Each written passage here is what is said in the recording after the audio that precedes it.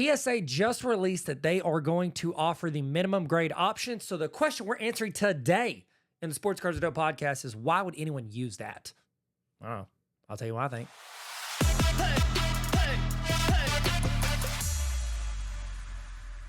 All right, so what's up, chicken nuggets? It's your boy, Dr. Tyler Tarver here, and today we're diving into something PSA just brought back from the days like Beetlejuice. So they're back like Britney, and I want to discuss why you would ever do this and the real reason some collectors are actually going to lean into this feature. So quick summary. What did PSA just do? PSA just reinstituted a minimum grade submission for value plus tiers and above. You can set a minimum grade whenever you enter your card, and if your card does not hit that number, PSA will send it back to you ungraded or slab it as PSA authentic, but not assign a number to it. Just put like authentic on it. So grading fees will still apply even if your card doesn't meet the minimum. Like, you're still going to get charged for it.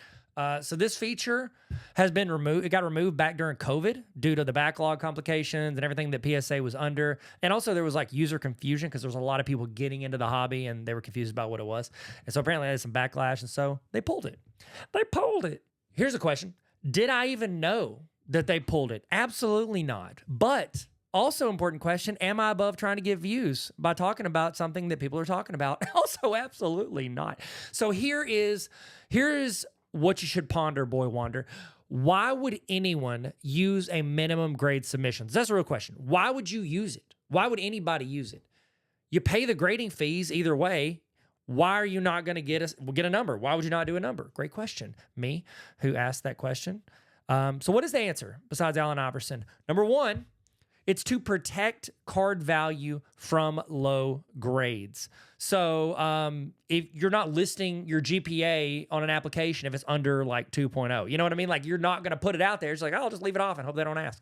A PSA 6 on a modern card, but honestly, like PSA 8 and sometimes 9s can hurt more than help with regards to sales on a raw, because people want that. It's almost like that gamble that a lot of collectors or flippers chase.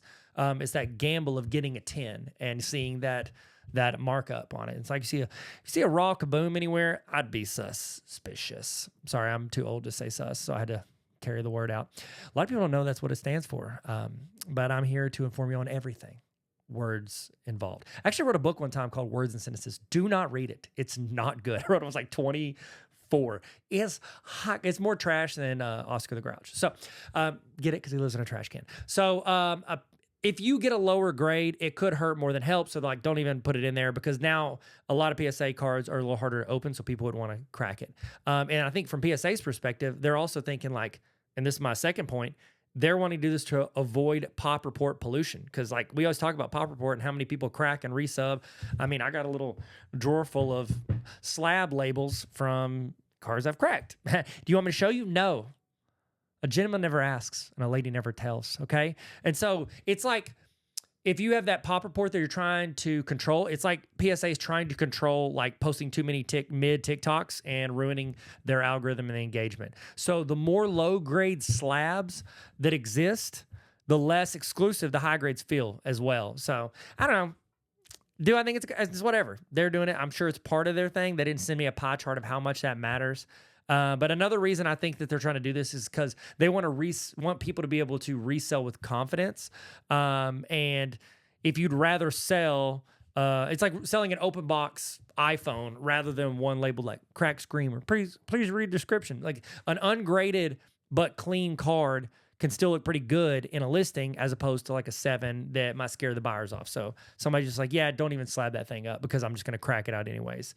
Also, I think one of the other reasons is they want you to be able to cross to other graders without risk. So you can imagine it'd be like leaving your apartment when you don't have anywhere to stay. You know what I mean? Like, they want you to, like, if you're, I need to get at least a 9 on this card or else I don't want it slabbed, then it's not going to come back. It'll come back as it was raw, so you can resubmit it. Because if you had an 8 and you're trying to get a 9, you send it over to SGC or Beckett, and they see it. A lot of people assume that grading card companies don't want to be known for giving higher grades on the same stuff that other people are. Because all these grading companies want you to think that their grades are most accurate. I have my personal opinions about who I think is most accurate, but they all want you to think that they're the toughest graders. And so, like, I've only sent one crossover. It was I have it somewhere. It's LeBron James. It's his Topps Chrome refractor. Nope, not a refractor. That's expensive. It's just his Topps Chrome. It's a BGS 95. I paid like $300 to try to get a crossover PSA. I've never had PSA send me something back. So they sent it back faster than they reply to emails. Like, I got it and boom, it's back, sing back. They're like, nope, it's a BGS 95 because they don't want it to be a 10.